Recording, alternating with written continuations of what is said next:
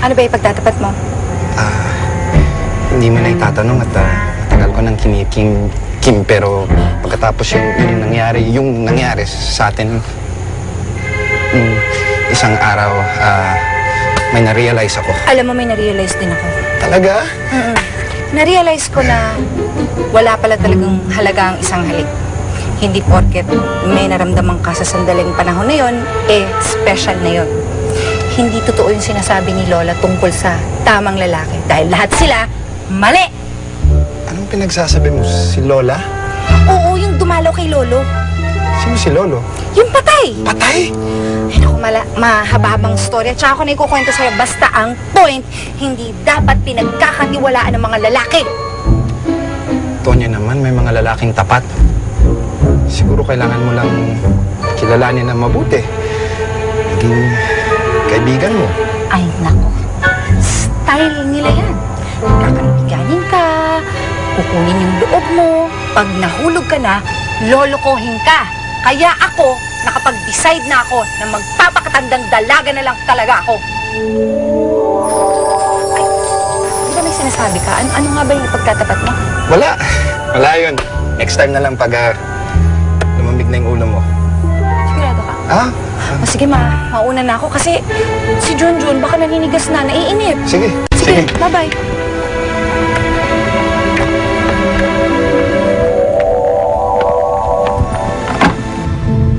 Sa sinigi, kuya? Okay naman. Nag-aalala dahil hindi ka daw sumasagot sa mga tawag niya. Para saan ba? I offered her a way out. Inantay ko siya, hindi niya ako sinipot. Para saan? Dapat intindihin mo rin siya. Mahirap naman yung pinapagawa mo eh.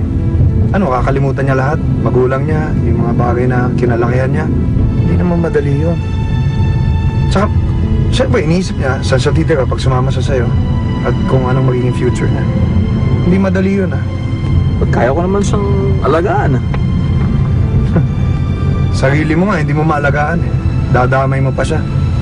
Ito mo ngayon, kailangan pa akong pumunta dito para lang tulungan ka. Ba't nagpatulong ba ako sa'yo? Well, susumbatan mo lang ako ngayon. Hindi kita sinusumbatan. Sinasabi ko lang sa'yo, pinapakita ko kung anong reality. Napaka-emotional mo, napaka-impulsive mo. Lahat ng bagay, imbis na pag-isipan mo muna, hindi eh, basta lang ginagawa mo. Alam mo, kung hindi namin pinigilan si Nikki na... Ano? Pinigilan mo si Nikki? Wow! Kaya pala niya ako hindi sinipot dahil pinigilan niyo. Paano magagawa ito, kuya? Ano ba gusto mong gawin sa akin? Bakit ba hindi mo siya mapakawalan? Dahil mahal ko siya. I love her. I've loved her for years.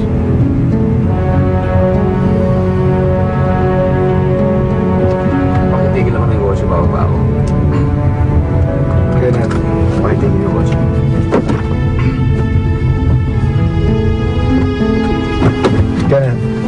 Kenneth!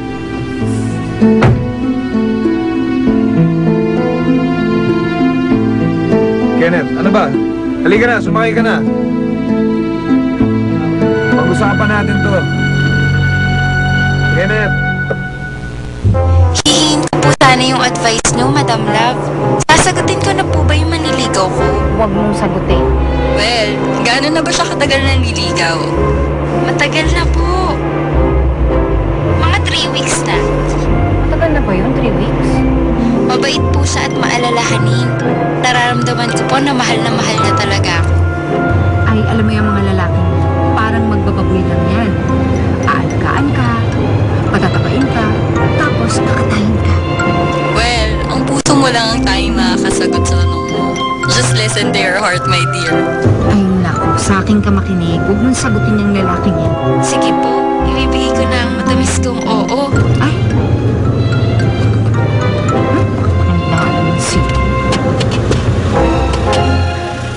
Pati masyado ka na mabilis, ha? Mia, kailangan ko mabunod si Kenneth, no? Hindi siya pwede makawala sa akin. Hayaan na lang natin sila. Umuwi na tayo, Maki.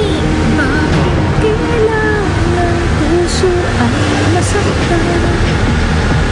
Ayaw, please mo na eh. Ayun yung coach na Kenneth.